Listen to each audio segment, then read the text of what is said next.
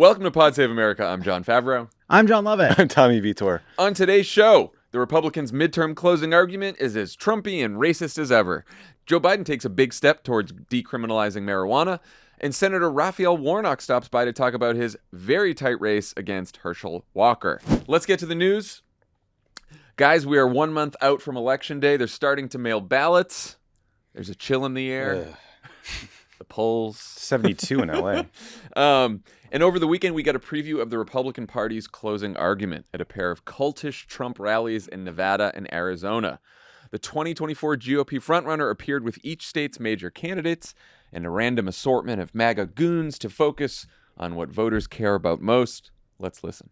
When will they investigate and prosecute Bill Clinton, Hillary Clinton, George Bush, and look into what took place with George Bush's father, a very nice man, and the warehouse of documents? And what about Barack Hussein Obama? Are they under potential prosecution? I don't think so. George H.W. Bush took millions of documents to a former bowling alley and a former Chinese restaurant where they combined them, so they're in a bowling alley / Chinese restaurant. And under the Sox decision, this is a very important decision that was made. They call it the Sox decision because, again, it had to do with Bill Clinton and his socks.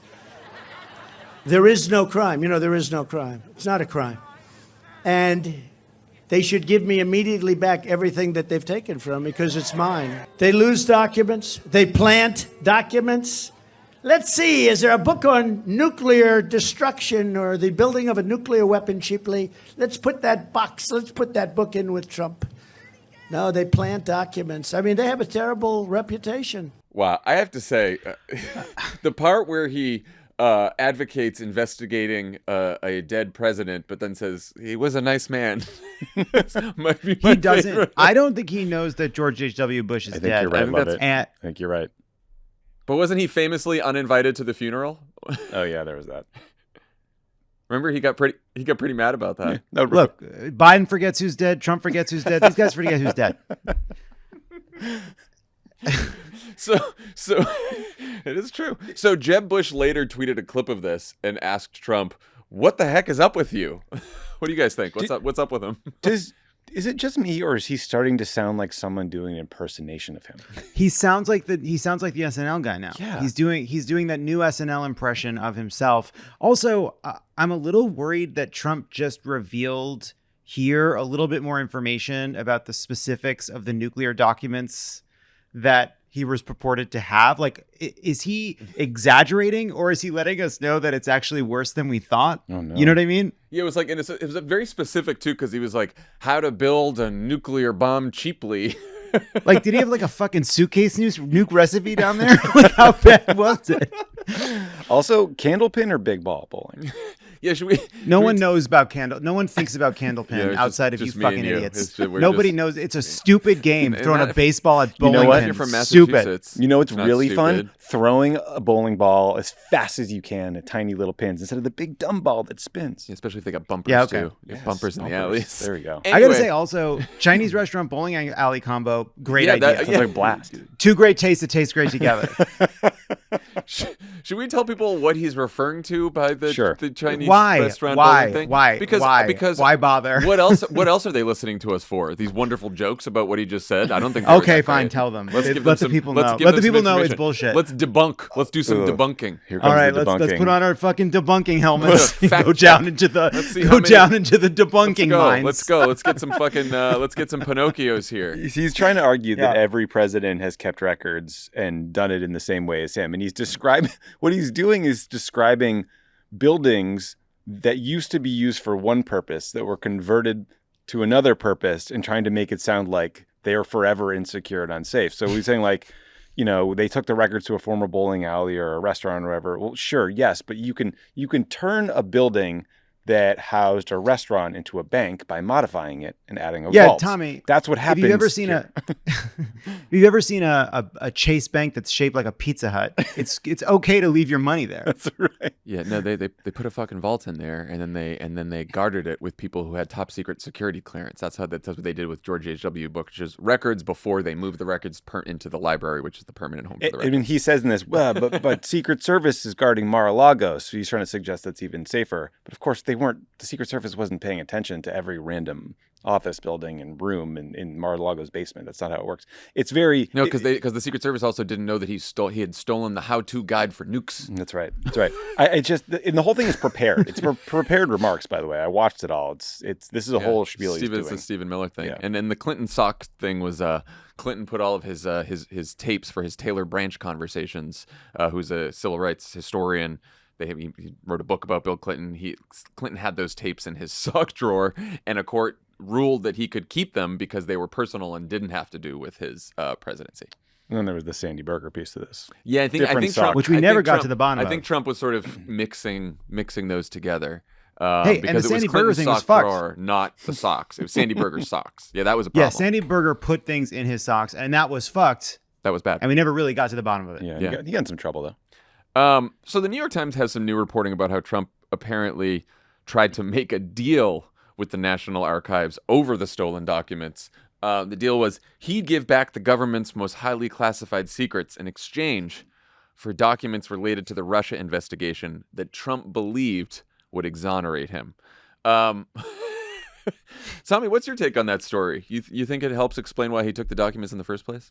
No. I mean, he thinks everything is leverage to this guy, right? Whether it's military aid to Ukraine, these documents, it's all leverage for him. There has been a lot of weird talk by former aides, like hack idiots like Kash Patel, who was at the rally, I believe, in Nevada, about the efforts to declassify the Russia investigation documents in the final days of the administration and how mad all these sort of national security MAGA goons were that it didn't happen.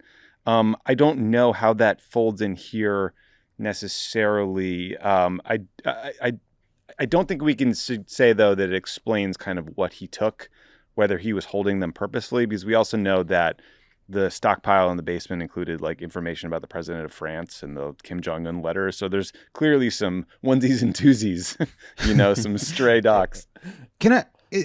So that's all. Tommy's making very sophisticated, important points.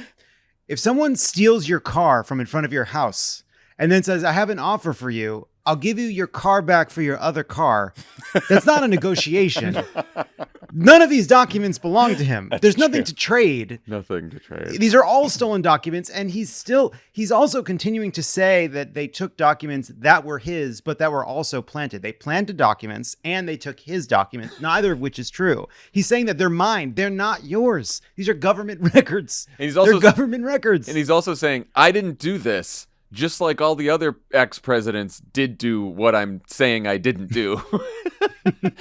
Hey, they all took their documents. They all took their nuclear secrets about their how to build a bomb thing. And they didn't get investigated. Why should I get investigated? Got a real Herschel Walker. I didn't pay for an abortion, but if I did, it wouldn't be a problem. And I was already given grace by God for doing so. Yeah, but it's good that he's zeroing in on this in the final weeks of the campaign. Even though Mar-a-Lago is now part of Trump's stump speech. He goes everywhere. There's both rallies this weekend. He was talking all about it. Politico found that out of nearly 6,000 campaign ads that have run since the FBI raid, fewer than 20 have mentioned Mar-a-Lago or the Justice Department. Lovett, why do you think that is?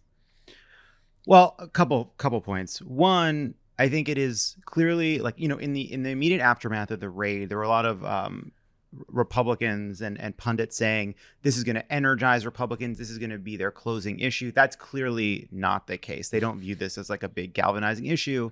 And I think the same is true for Democrats, in part because Donald Trump isn't on any ballots. What it is an issue that is being used to raise money. Republicans are using it for fundraising and Democrats are using it for fundraising. And there is one exception to the no mention of Mar-a-Lago and DOJ investigations, which is that when you're running against an actual insurrectionist, some of the DOJ investigations of the insurrection are coming up in ads. But otherwise, I think it has been more about, small plays to fundraise than actually appeal to any kind of broad group of voters. Yeah, I mean, I think if you're John Fetterman, you'd probably be better off lighting the money on fire, because at least that would generate light and heat, than putting up TV ads about this issue, because no one gives a fuck.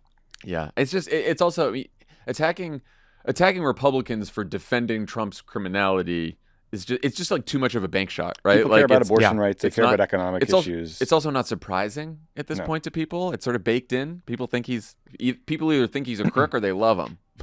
And like Lovett said, he's not on the ballot either way. So And Republicans are defending extreme positions that other Republicans have taken on much more relevant and important issues every single day. Yeah. Right.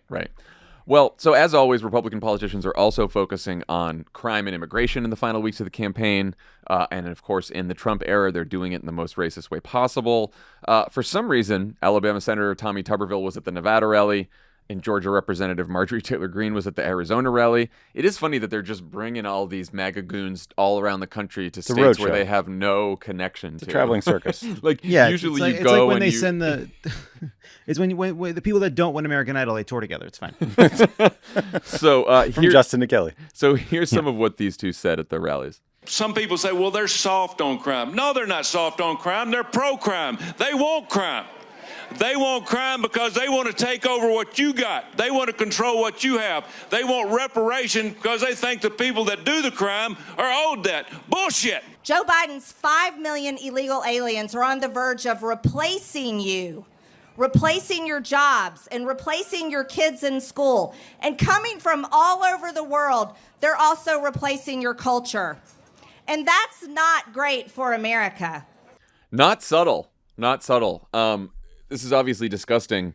But do you guys think that, like, being this blunt is effective outside the MAGA base? And should Democratic candidates be calling it out? Lovett? Yes, I think they should call it out. I don't know how effective it is. I have a feeling it's surprisingly and sadly effective, or maybe not surprisingly effective with the base. Beyond that, I think it's I feel like the phrase "they're saying the quiet part out loud" has sort of been overused and kind of turned into a cliche. But in this case, it's true, and I think it's valuable because it exposes the whole game. Yeah, this is not subtle. This is them saying things explicitly, but this is the message of the entire Republican Party in the closing of this race. They're not saying it explicitly, but they certainly want people to think this.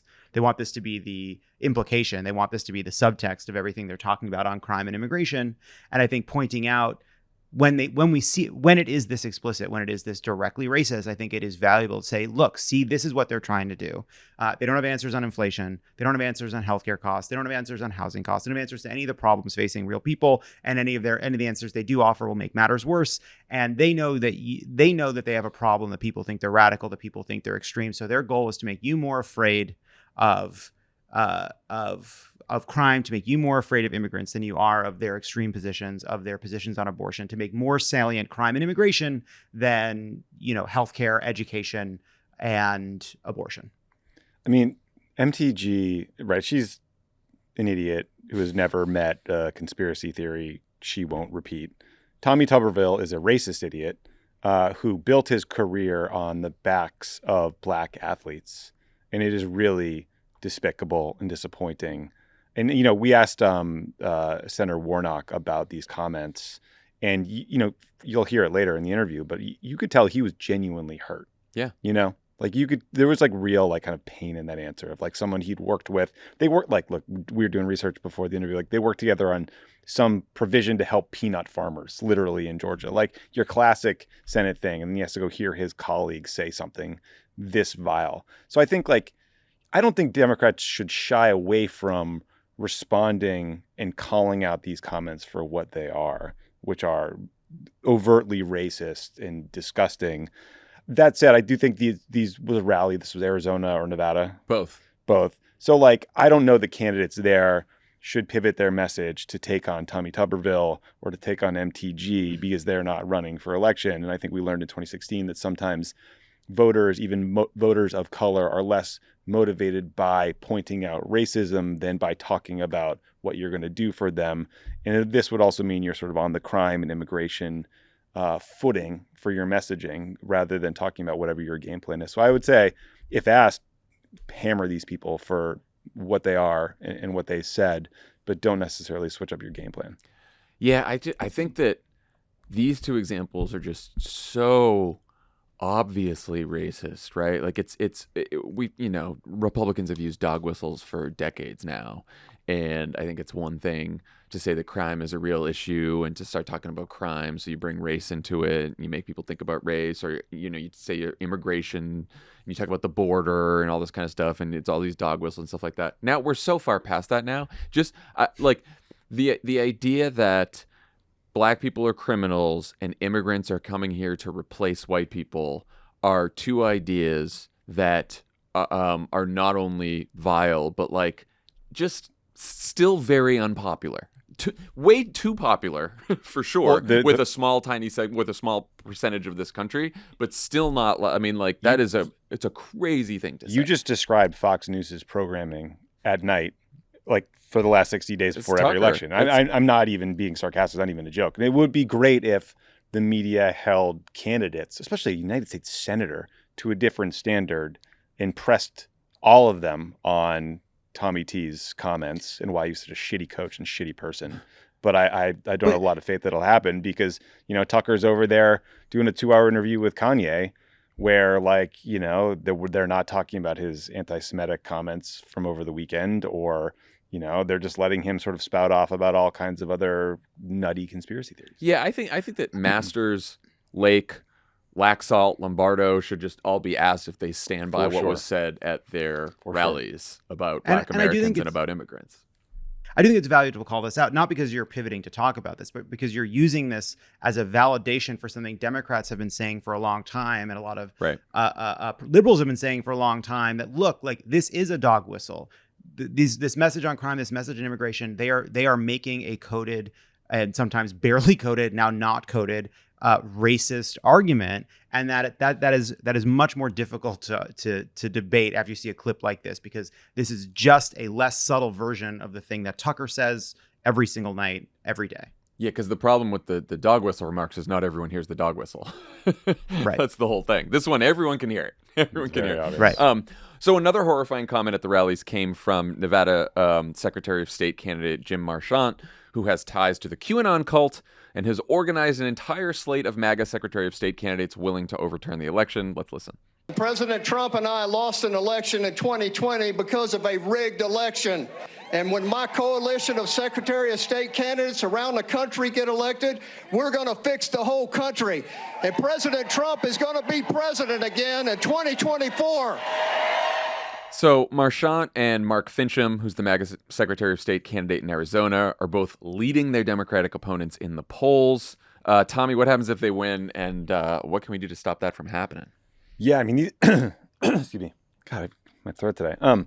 Yeah, I mean, these two are very bad news. I mean, just you had some of the highlights, but a QAnon-loving Oath Keeper, that seems very bad. Mark Fincham, that is, who wants to decertify the 2020 election. Fincham has also spent almost no money, but is winning because of these sort of national headwinds. Jim Marchant is also an election denier who says Trump won Nevada and that he wouldn't have certified the election results in 2020. He also wants to end early voting and vote by mail. So these guys could completely, radically change the way voting happens in those states and imperil the ability for us to have fair elections in the future. So it's a big, big deal. And in both cases, the Republicans are winning just because no one is paying attention to the race. They're not focused on down ballot races. So it's very important for us to get in gear here. Yeah, I mean, it's terrifying to think that the top elections official in both Arizona and Nevada, two very competitive states, could be people who could either refuse to certify the election or could fuck up the vote count in a myriad number of ways. Not least of which is sort of abolishing early voting and mail-in voting and all the stuff that you mentioned, but also just that person is in control of the count of the vote count. And they can make all sorts of mischief that way. It's really scary. Love it. What do you think about these wackos? I love it. I think it's fantastic that they're really kind of shaking things up. No, stepping back, it is. I think sometimes, why is a person like this close? How is it close? And the reason it's close is because something we complain about all the time. It is why we're all frustrated as news consumers. It's why we started doing this show, that there are just very few media outlets. There's very little local journalism. There's very little national journalism that's clear and reliably and consistently showing people the stakes in this election. If you are in Nevada, there's very little information that is helping you understand just who these people are. There's a lot of misinformation from dark money, from propaganda, from Fox News, from Facebook that is trying to mislead and distract you from what's at stake. And so what do we do to fill in that gap? Well, the only way people are going to get accurate information or really come to understand the stakes is through politics, through campaigning, through people knocking on doors, through people calling them on the phone. And so like the harder it is for people to get information through just basic reporting, the more it is incumbent on people to sign up and volunteer and be the person that brings that information directly to voters, because we're the only stopgap, because this shouldn't be close. This shouldn't be hard. If people had accurate information, if people understood what was at stake, it wouldn't be close. Yeah, there's some good candidates running against these psychopaths. Adrian Fontes, Cisco Aguilar. They're both down between sort of like 3 to 8%. But again, no one pays attention to these races till the very end. So they've spent way more money than their Republican opponents, but not that much yet. If you go to votesaveamerica.com, we actually have a fund for secretaries of state and attorney generals in key states. You can donate to it. I saw we just hit our $300,000 goal. We hit it. So someone very smart jacked it up to $350 while we weren't looking. But That's hey, good. Stretch goal. That's great. No, that's very, Nice. very important. I mean, Lovett, to your point, Media Matters wrote a piece about this. Like, not one local Nevada television station included Marchant's comments in their coverage of the rally, and just about most of the outlets, the newspaper outlets, didn't either. So, like, we can all complain, like, why would these voters vote for someone like that? What's wrong with them? Don't they read Twitter like we do and see how crazy? Like, no, they don't. Yeah. They watch their local news and read their newspaper, and it's not fucking in there. So that's why they don't. Yeah. That's why it's important. So go to votesaveamerica.com. The presenting sponsor of Pod Save America is SimpliSafe. According to FBI data, there are over 1 million break-ins every year. SimpliSafe wants to make sure your home isn't one of them. Right now, Pod Save America listeners get 20% off SimpliSafe's cutting-edge security system when you sign up for an interactive monitoring plan. At SimpliSafe, your safety is the only thing that matters. Do you think that FBI data about break-ins included Mar-a-Lago? Oh, good question. I don't Sure know if they put that in there. Tucker Carlson will say it's biased if it didn't. When a threat is detected, SimpliSafe's monitoring professionals promptly contact you and dispatch first responders to your home, even if you're away or unable to respond. Their 24/7 professional monitoring costs under $1 a day. SimpliSafe blankets your home in protection with advanced sensors for every room, window, and door. Their monitoring experts use proprietary advanced response technology to visually confirm when a break-in is real, so you can get the highest priority police dispatch. Jon Lovett has SimpliSafe. He is protected. Pundit is protected. Sure is. It is. He set it up himself, and it is a very high quality system. You can use it right from your phone. It's fantastic. Customize the perfect system for your home in just a few minutes at simplysafe.com/crooked. Save 20% on your SimpliSafe security system when you sign up for an interactive monitoring plan, and get your first month free. Visit simplysafe.com/crooked today to learn more, because there's no safe like SimpliSafe. Pod Save America is brought to you by Tommy John. The weather's changing, but you know what hasn't changed for a long time, Tommy? What? Your underwear. You're going to tell everybody that? If you're still rocking worn-out cotton undies, now's the time for a new pair of Tommy John's Apollo men's underwear. Tighty whities. Yeah, that's what you need. In Tommy John underwear, you're that much more comfortable, so you can do everything better. Name a problem with other underwear, and Tommy John's solved it. Nuclear non-proliferation. Yeah, that's a problem with other underwear. Yeah. Tommy John's breathable, lightweight fabric has 4 times the stretch of competing brands. They come with a no wedgie guarantee, which is a lot to live up to, thanks to a non-rolling waistband and legs that never ride up. Plus, they feature a horizontal quick draw fly, because you got to get it out of there fast. Got a sideways dick. Hammock pouch supports, stops the awkward swing and slap. You know the swing and slap. Sure. Giving everyone something to be grateful for. Like a 50s dance. With over 17 million pairs sold, people love Tommy John underwear. That's why Tommy John doesn't have customers. They got fanatics. We love Tommy John underwear. We've been wearing it here forever. Rocking it. And we've changed them, but we've been wearing them. The brand for a long time, not the single pair of underwear. Kept everything where it should it's be. supposed to be. Where it should be. Plus, everything's backed with Tommy John's best pair you'll ever wear, or its free guarantee. Go to TommyJohn.com/crooked right now for 20% off your first order. 20% off at TommyJohn.com/crooked. TommyJohn.com/crooked. See site for details. Pod Save America is brought to you by Article. Article has everything you need to turn your bedroom into your best room, all for a great price. Article offers cozy beds, swanky headboards, and tons of lighting options to help you set the tone. Love Article. We have tons of Article furniture here at the office. We have some couches. We have some chairs. They are super comfortable. They look great. We get comments on them all the time from people who come into the office. And they came fast, and they're great. I love Article. It's the easiest way to make your space look beautiful. They combine the curation of a boutique furniture store with the comfort and simplicity of shopping online. They're dedicated to a modern aesthetic of mid-century Scandinavian, industrial, and bohemian designs. They got fast, affordable shipping available across the USA and Canada. It's free on orders over $999. All of their in-stock items are delivered in 2 weeks or less. They cut out the middleman and sell directly to you, so there's no showrooms, no salespeople, and no retail markups. You save up to 30% over traditional retail prices. And right now, Article's offering our listeners $50 off your first purchase of $100 or more. To claim, you visit article.com/crooked, and the discount will be automatically applied at checkout. That's article.com/crooked for $50 off your first purchase of $100 or more.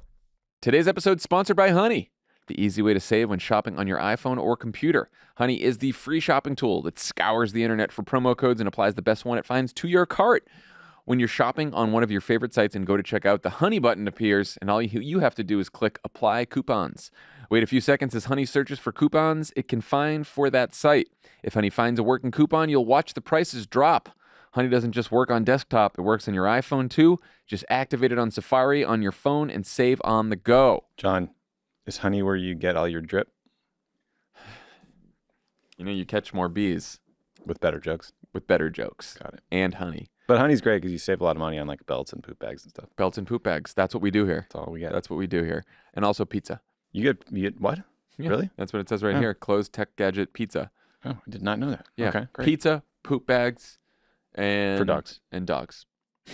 No, you can't buy dogs. Right. If you don't already have Honey, you could be straight up missing out. And by getting it, you'll be doing yourself a solid in supporting this show. I never recommend something I don't use. We do use Honey. We do use Honey. It's on my browser. You can check out my browser if you want. Don't do that. I would not recommend that. Get Honey for free at joinhoney.com/podsaveamerica. That's joinhoney.com/podsaveamerica. All right, before we get to our interview with Senator Warnock, let's talk about Dank Brandon. Oh, boy. Here we go. Fulfilling his campaign promise to pardon everyone convicted of possessing marijuana under federal law since it became a crime in the early 70s. The president also asked the attorney general to review whether marijuana should still be in the same legal category as drugs like heroin and LSD. Lovett, how big of a deal is this, and who will it help? It's a huge deal. It's a massive deal. First and foremost, it helps a lot of people that have this criminal record for possessing marijuana that makes it hard for them to get a job. It makes them hard for them to just live a normal life and get past what's ultimately like an unjust and unfair conviction. It will help, and then rescheduling this will like transform drug policy in this country. I do think that like there's been something really ugly and feckless even in the last few years. There's been this way of talking about marijuana as if it's already legal. Like, oh, you know, we've left it up to the states. It's legal here. It's legal there. No, it has never been legal. It has been a serious federal crime. And I think even there's some Republicans that have been willing to praise Biden for doing this, but some others that haven't. And part of the reason they haven't is they're kind of playing a similar game to Tuberville, which is saying it's already legal for you. This is just something that's illegal for poor people and Black people and people that get caught up in the legal system. So, you know, it's transformative. Well, what do we know about the politics of marijuana legalization, Tommy? And would you make this part of your closing message if you were a Democratic candidate right now? I would. I mean, it's wildly popular. 61% of voters approve the decision to pardon people convicted of possession, and 68% support legislation or legalization. As Lovett said earlier, 19 states have legalized small quantities of weed. So I think the politics are in our favor. It's worth pointing out that Trump, at these same rallies we were just talking about, is now calling for the death penalty for drug dealers. I don't know that he's specified what drug, but like the Republican message is going hardcore the other direction. He's emulating like the Philippines and other countries. The interesting thing about this decision, I mean, look, you can pardon people convicted of possession under federal law. You can urge states to follow suit, but your mostly Democratic governors are the ones who are likely to do so. But ironically, reviewing how marijuana is scheduled under federal law could actually force the industry to be more responsible, because if they were regulated by the FDA, they would have to actually think about and be honest about their advertising. And then also, look, I mean, there is sort of like the marijuana that people smoke casually and there's edibles and stuff. And then there's like the 90% pure stuff that is a whole different ballgame than what we all came up on. And so a little more common sense regulation around the range of of products being sold to people like us, but also young kids, I think would be a very good thing. Yeah. I mean, I think it's a very simple message too, right? Like Republicans want to throw you in jail for smoking weed, Democrats don't. It doesn't get much easier than that. Republicans, like, they think anyone should be able to get an AK-47, but they want you to go to jail for smoking weed. And just remember, the roots of these policies are Richard Nixon trying to lock up black people and anti-war activists. They said it on the record, so it's all out there. Yeah. That's the history of these idiotic drug policies. And John, I don't think LSD should be Schedule 1 either, by the way. I do think there should be. There absolute no. I think LSD absolutely should be reviewed the way it's scheduled, because there was tons of research. I mean, we all watched the same Michael Pollan documentary, I'm sure, on Netflix, but like there was a ton of research before the panic over people's kids becoming hippies in the 60s about the medicinal benefits of some of these drugs, and they were doing studies and tests. And then when you Schedule 1 it, you're not allowed to do that anymore. Yeah. Half of Silicon Valley is microdosing mushrooms and LSD. Yeah. And look how great they are for everybody. Look at all the good they're doing. Yeah, some of these apps are amazing. That's a model. Yeah, that's a model for just everyone. as Timothy Leary imagined it, right? You microdose, and you just code for 24 hours straight. Most importantly, what were your favorite Biden marijuana jokes? Now, what do you think, Lovett? Well, there was this one joke that was making the rounds that people were really loving, which was marijuana win the midterms. Lovett tried so many times in Slack. I think 3 or 4 You got times some he good put ones. that in there. At least. I think it's good. People loved it. That's why I did it so many times. Someone, did we go with? Someone had a meme of Biden with the red eyes and a marijuana leaf behind him, and it just said "Let's grow Brandon." That's good. It really That's got good. me. I like That's that one. fun. That was a good one. Yeah, I thought that was. Scrolling good up one. to the Slack here. Sarah Lazarus gave us, of course, yes, we can. Oh no, we did it, Joe. We did it, Joe. That was We did it, Joe. Was great. We did it. That was very good. Also, like it's just sort of stepping back from like the last 6 months, like a series of legislative achievements followed by student loan relief, followed by this. It's pretty great. Yeah. Look, you can have your disappointments with like Joe Manchin and Kirsten Sinema for not like letting us do a bigger, fucking reconciliation package and not getting rid of the filibuster for sure. But Joe Biden has now shepherded through all the legislation he could possibly get through this Congress, and now used a ton of executive power to get a lot of other things done that he couldn't get through in Congress. So it's pretty good track record. Yeah, and it does seem like they are clearly weighted to do some of these big executive actions until closer to the election, in the hopes that people would notice them, learn about them, and remember them. Yeah, because people's That's memories cynical, are about. Tommy.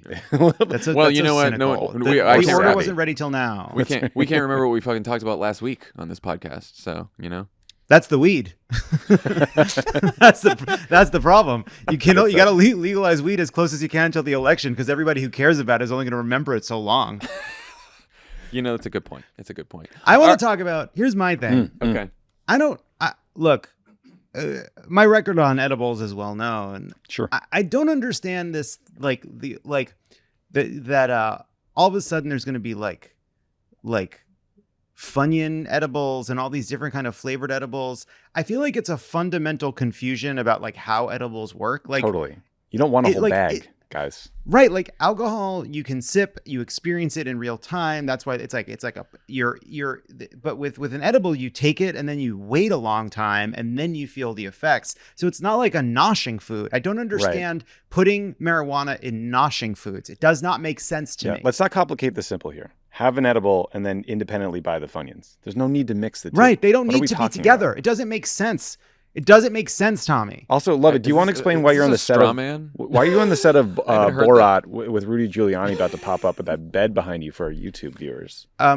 First of all, I think we should all take a moment and talk about the fact that it's fucking fascinating that you see a completely anodyne and generic hotel room, and your first thought is Rudy taking his pants off.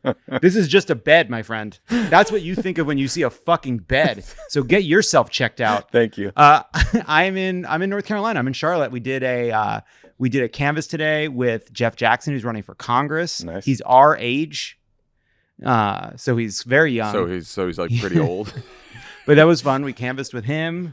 We talked to Alma Adams, who's a congresswoman from Charlotte, and gonna do some Sherry Beasley campaighning tomorrow.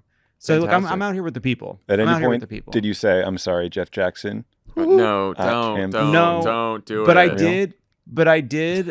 I did call him Josh Jackson at one point. How'd that go? Did Which Elijah obviously is a cringe? reference to What's up, Pacey? Yes, which that wasn't great. That was a mistake. Well, we my talked to joke Jill was lame and we- you're dropping Pacey? Okay, I mean, fine. I'm Yeah, trying to keep up with you, Dad. Unbelievable. Outcast is cool. We hung out with Giselle Fetterman in Pittsburgh. Okay, we don't want you. with the We don't need your whole schedule. You guys can eat shit. I haven't been home for 2 weeks. Tommy just asked what the bed was doing in the background. So, That's so funny. That's a joke he's like used he on lists- so many lists people. off his accomplishments for the week. How many berries did you go to? Honestly, I've made sure the hotels are near the Barrys. I can't do this. I can't be. I'm not gonna. Look. I'll see America, but I gotta go to an LA gym. All right, we do have to throw it to Warnock. This isn't the end of the podcast. When we come back, we will talk to Senator Raphael Warnock. Pod Save America is brought to you by Magic Spoon. Tommy, why don't you talk about the nostalgia of eating sugary cereals? What kind of sugary cereals did you eat without mentioning brands? That makes it a little harder. I mean, I think, look, I had a ton of cereal. Every single day we had cereal, basically. I think what I didn't realize at the time, although it was probably reflected in the fact that I weighed the same amount as I do now, but I was, 4'11". Same was that here, you're buddy. basically Same eating here. a bowl of sugar. But now we eat Magic Spoon. Cereal that's good for you. It doesn't have to suck. It just needs a little magic. Get it? Because of Magic Spoon. Yeah. Magic Spoon has replicated your favorite childhood cereals to taste good and be good for you. Each serving contains 0 grams of sugar, over 13 grams of protein, and less than 5 grams of net carbs. It's a low-carb, keto-friendly, gluten-free, grain-free, and soy-free way to relive those moments watching your favorite cartoons. Oh, that was fun, too, to do. I loved watching cartoons. It's only 140 calories a serving. It's like there's magic in every spoonful with over 8 unique flavors. You won't get bored or feeling good with Magic Spoon. I like the frosted. Love the frosted. But there's also cocoa, fruity, peanut butter, blueberry muffin, maple waffle, honey nut, cookies and cream, and cinnamon roll. As we've discussed, the cocoa peanut butter, when you mix them together, is quite good. Yep, I also like cookies and cream. Head to magicspoon.com/crooked to grab a custom bundle of cereal and try the magic for yourself. And be sure to use our promo code crooked at checkout to save $5 off your order. Magic Spoon's so confident in their product, it's backed with a 100% happiness guarantee. So if you don't like it for any reason, they'll refund your money, no questions asked. Remember, get your next delicious bowl of guilt-free cereal at magicspoon.com/crooked and use the code crooked to save $5 off. Thank you, Magic Spoon, for sponsoring this episode. Pod Save America is brought to you by Indochino. Talk about the anticipation and excitement that comes before a wedding and how everyone involved in the big day starts planning way ahead, especially when it comes to what you're going to wear.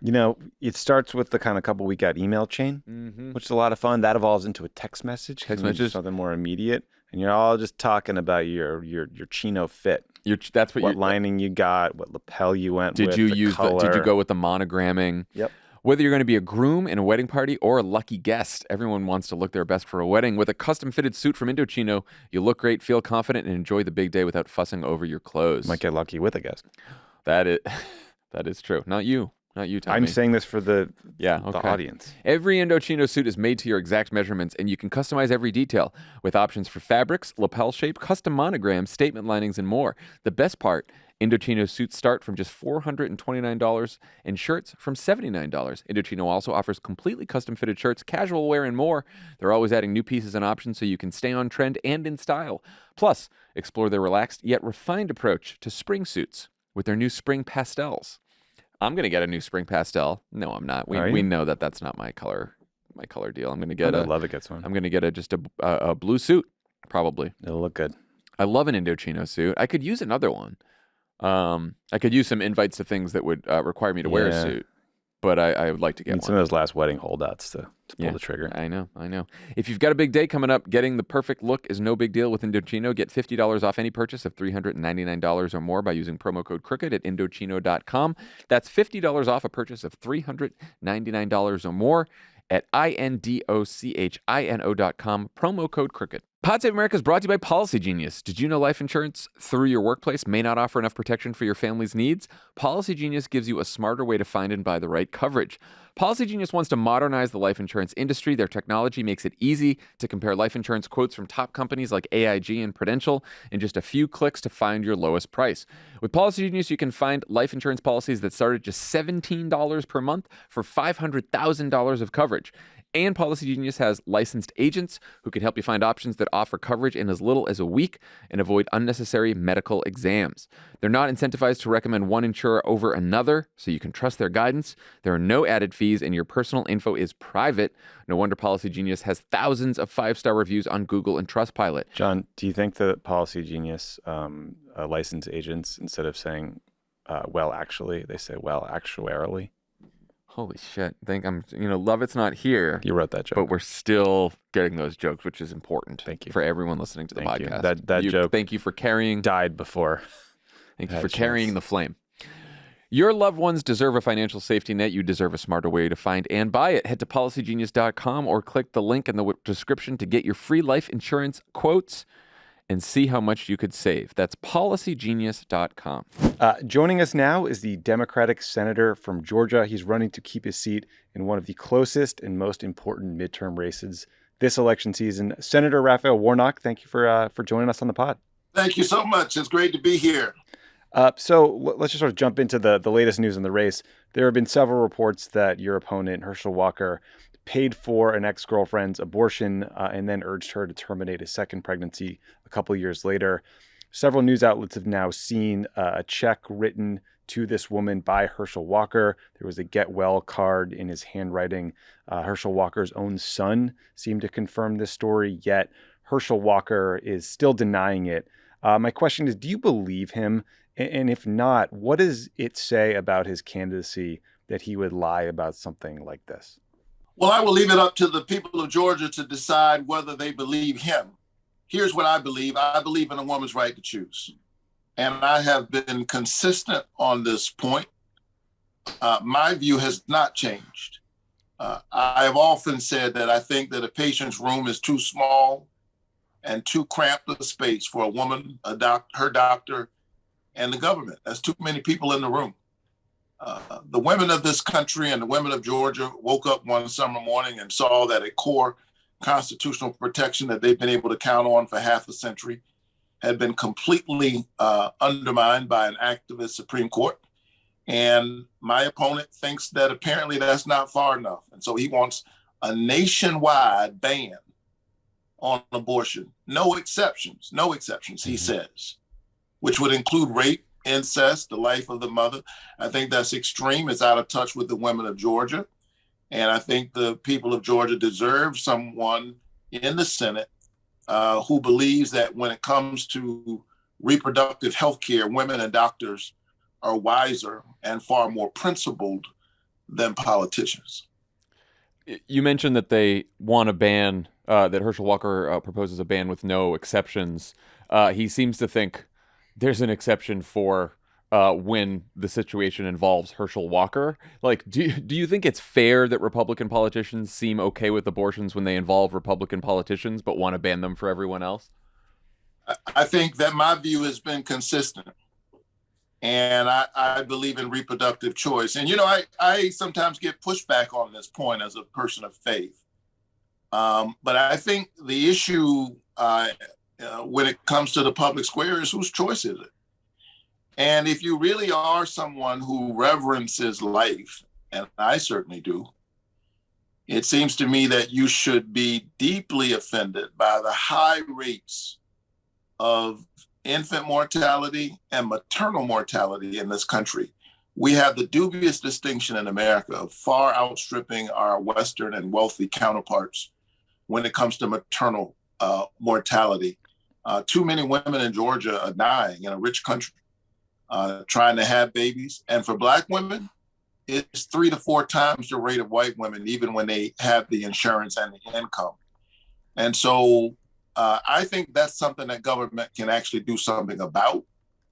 And it's something that I've worked on throughout my career, way before I came to the Senate. Little change of speed here. So, you're, as you mentioned earlier, you're a pastor. That involves finding, grace in challenging moments, light in darkness. Is that what prepared you to work with Ted Cruz? Listen, the thing about being a pastor, as you point out, is that we have to receive, and we're glad to receive whoever comes through the door. And it's never too late to get religion, if you will. And so Ted Cruz and I are on the Commerce Committee. We don't agree on much. In fact, I'll admit that most days I'm sitting there in committee listening to him talk, and I'm wondering to myself, man, is that what you came here to do? I got dressed this morning, but did you put on a tie to do that? But one day he had something he wanted to get done that made sense to me. He wanted to have Interstate 14 named a priority corridor. It's a road that he wants to see really built out as an interstate. It's an interstate, so it doesn't stop at the Texas border. It would run through Georgia, and it would revitalize parts of our state. And so I joined with Ted Cruz and the Warnock-Cruz amendment as part of the bipartisan infrastructure bill to get that amendment done. But I'm prepared to stand where I stand and take on the issues that I take on. And by contrast to him, the very next day, I'll work with whomever I can work with while I can work with them, if it'll help me do some good work for Georgia. Well, that's a great story. And when this is all over and you win the race, he can probably tell you some spots in Cancun to get some R&R, take a quick break, so that's a good thing too. He and I both, he doesn't use it much, but his name is also Raphael. That's right. I told him maybe we can form the Raphael caucus and get some good things done. Perfect. I wanted to ask about one of your other Senate colleagues, Tommy Tuberville, who I know you work with as well. He said over the weekend that Democrats want reparations because they think the people that do the crime are owed that. The NAACP called the remarks flat out racist. What's your reaction? It's deeply disappointing. And I think it's one more example of the ways in which we are in a moment where there are those in office who are trying to appeal to the worst in us for short-term political gain. And not only is this rhetoric inappropriate, quite frankly, it's dangerous. He really should apologize and make amends for that kind of rhetoric. Look, I have spent my whole career trying to bring people together. I'm the pastor of Ebenezer Baptist Church, where Martin Luther King Jr. preached. And part of that tradition is that King found ways to, even as he challenged people, to try to convert his adversaries, if you will. And so Georgia sent a pastor to the Senate, and they used to call John Lewis, my parishioner, the conscience of the Senate, the conscience of the Congress. Well, I've been in the Senate now for about 22 months, and I can tell you that if the Congress on the House side needs a conscience, the Senate needs a soul. And so I will continue to try to speak to the best in us embodied in that American covenant, e pluribus unum, out of many, one. That is refreshing to hear. And, I think we all miss that old playbook of people trying to work together. Unfortunately, there's so many candidates this cycle, including Herschel Walker, who's sort of following the Trump playbook in so many ways, including his relationship with the truth and with reality. He's lied about his academic record. He lied about his business record, lied about being a cop. That was a weird one. Lied about paying for an abortion. I could go on.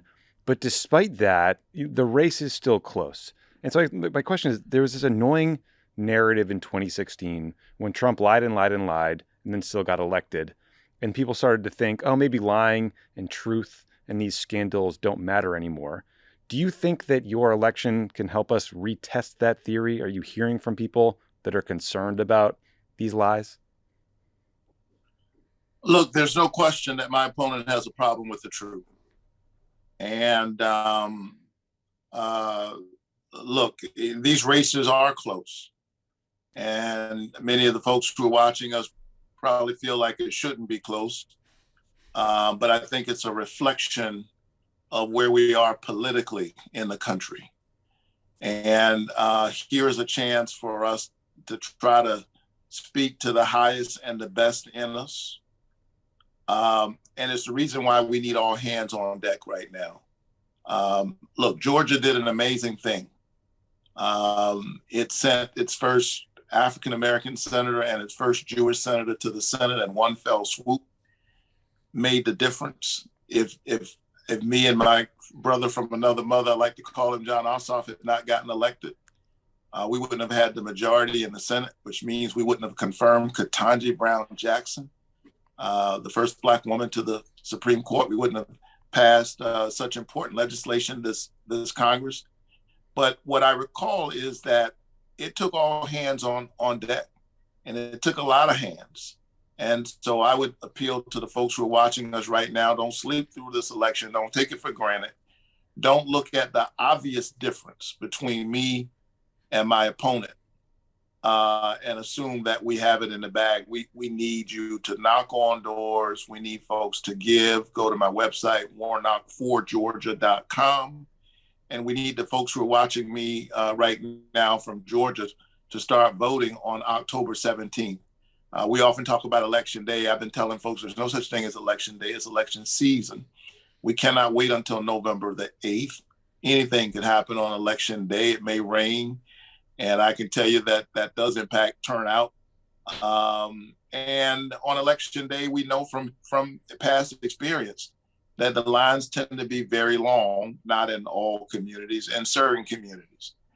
So we need people to turn out on October 17th through November 4th for early voting. We need folks who don't live in Georgia to support our campaign, or who live in Georgia. You can go to my website, warnock4georgia.com. We need all hands on deck. The soul of our country is on the line. I sat down with a focus group of young Black voters in Atlanta back in August, and most of them described themselves as moderate. They were not fans of Herschel Walker, not fans of Brian Kemp, but I was struck by how disappointed they were in our political system, especially when they were talking about race. And one young man said, "This might sound a bit radical, but for Black people to get what we truly want, I don't think there's altering of the system. We're going to have to tear the system down." And that view was sort of reflected in the group. What do you say to voters who might be feeling that level of frustration right now? Look, I feel frustrated sometimes myself. And that's when you know you're doing important work. If it were easy, it would have been done a long time ago. And, when I would get discouraged, I think about somebody like John Lewis, who for me is not just a historic figure. I was his pastor, although I met him decades ago when I was a college student. And I'll tell you what I was thinking the night I was preparing to officiate his funeral the next morning. I was looking at that old classic footage of John Lewis and Hosea Williams crossing the Edmund Pettus Bridge, wearing those trench coats, each with a backpack on. And I asked myself, what was John Lewis thinking that day as he crossed that bridge with police officers and billy clubs? You talk about brute force and recalcitrance to change and inclusion. I mean, that's the embodiment of it. And yet he kept marching across that bridge. I'll tell you, I don't know what he was thinking, but I'll tell you what he was not thinking. He was not thinking that he would one day be remembered as a hero, that 3 presidents from both parties would show up at his funeral, that he'd be the recipient of a Presidential Medal of Freedom. He couldn't have predicted that. And quite frankly, the John Lewis that I knew didn't care about any of that. I think he was just trying to stay alive to fight the next day. And yet by some stroke of faith and human resilience, he bent the arc a little bit closer towards justice. And that's the nature of our historical arc as a country. Our democracy, this grand experiment in self-government and inclusion, these ideals, these Jeffersonian ideals that are talked about by forefathers who fell short, who did not live up to the ideals, but put it on paper. That work moves forward. in fits and starts. Sometimes the democracy expands, sometimes it contracts. But even contractions, painful contractions, open up the possibility to new birth. There is no new birth without contractions. And so I would encourage us to find a way to channel our frustration into what Dr. King called the fierce urgency of now and keep fighting. That's a beautiful place to close, but I'm going to ruin it with a quick follow-up, which is just to say, what is it like to have to preach in front of John Lewis? The man is a living legend, an institution who, I mean, one of like the greatest Americans maybe who has ever lived, and you're supposed to tell him what to do, think, or preach to him? How does that work? Well, you know, John Lewis himself thought at one point that he would be a preacher. He often would tell the story how, as a farm boy, he started preaching to the chickens. Right. And one day he gave what we call in my Baptist tradition a trial sermon, which means you believe you've been called, but the community needs to affirm it. But instead of preaching sermons, he became one. And all of us are better because of it. And so, yeah, it was quite an experience to preach with the likes of John Lewis sitting in my congregation. And Christine King Ferris, the only living sibling of Martin Luther King Jr., who is still at my church. She's 95 years old. Wow. And what I've tried to do is embody the sermon, even when the sermon falls short. And I hope all of us will do that. In this moment, there's a way in which what we do, what each of us does right now is a message and a message to the future. And I hope we'll think about what we want that message to say. Senator Warnock, thank you for your inspiring words, and thank you for spending some time with us. Good luck out there in the campaign trail. Go win this thing. Everyone sign up, knock doors, volunteer, donate. Let's get it done. Take care. Thank you. Sir. Thanks to Senator Warnock for joining us today. Lovett, good luck on the road. We hope to see you soon. I'm never coming back. I'm never allowed to come back. You are of the it's people partly now. your fault I can't come back. We're getting soon. a lot done here. We're getting a lot done. Crooked's newest podcast, World Corrupt, is finally here. It is outstanding. Thank you, John. I listened this weekend. I'm hooked. I can't wait for more episodes. Tommy, tell us all about it. Got you. It's a gateway drug to soccer. So World Corrupt is a new podcast I'm doing with my friend Roger Bennett. He's the co-host of a show called Men in Blazers. It's the best soccer podcast out there by far. In this little mini-series, World Corrupt, we're talking about the 2022 World Cup in Qatar. This tournament is very controversial because FIFA, the governing body for soccer, is hopelessly corrupt, like bags of cash and envelopes corrupt. It makes no sense to have a soccer tournament in Qatar. They literally had to move the tournament from the summer to the winter because it would have been 120 degrees. There was no infrastructure. Women and LGBT people are treated horribly. And all the stadiums and stuff were built by migrant laborers in these just unbelievably unsafe, horrible conditions. So in the series, we talk to you about the World Cup, FIFA history. We talk to people who are part of the U.S. delegation to Switzerland when the games were awarded. We talk to Megan Rapinoe about what it's like to be an athlete who speaks up. We talk to human rights experts about what fans can do to move the needle and sort of right the wrong that has been done so far, or at least try to. And we also just laugh our asses off because Roger is one of the funniest people I know, and we can't help ourselves, and it's better to laugh than to cry. So the series is out now. It's been a ton of work. I'm really proud of it. It's on the Pod Save the World and Men in Blazers feeds on Saturdays. Please check it out. The World Cup is in November. It's mid-November, so you got some time, and there will be 6 of them. So in November, and so you have a little bit of time, but there will be 6 of them, so check it out.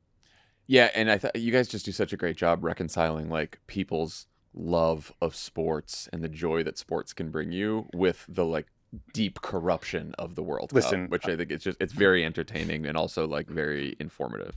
I watch the NFL every Sunday, watching quarterbacks get tossed to the ground and concussed and brutalized. Creates some moral quandaries for me, but I still watch anyway. And we try to reconcile the love and sort of knowing that the institutions and the money that gets washed into pro sports is gross and can distort it all. But that's what we talk about. Yeah, it's great. Check it out, everyone. Also, if listening to Crooked shows on your pod, if listening to Crooked pods is not enough for you, Check out the Crooked Radio Takeover every weekend in October on SiriusXM Progress and on the SiriusXM app. It's a great new way to hear and discover all the great voices and shows across the Crooked universe ahead of the midterms. Pod Save America episodes will air at 6:30 a.m. and 12 p.m. each weekend. For all your friends and family who've got SiriusXM subscriptions, get them hooked on Pod Save America in the car when they're listening to SiriusXM. It'll be great. And Crooked listeners can get up to 4 months free of SiriusXM, so you can check it out at SiriusXM.com/crooked.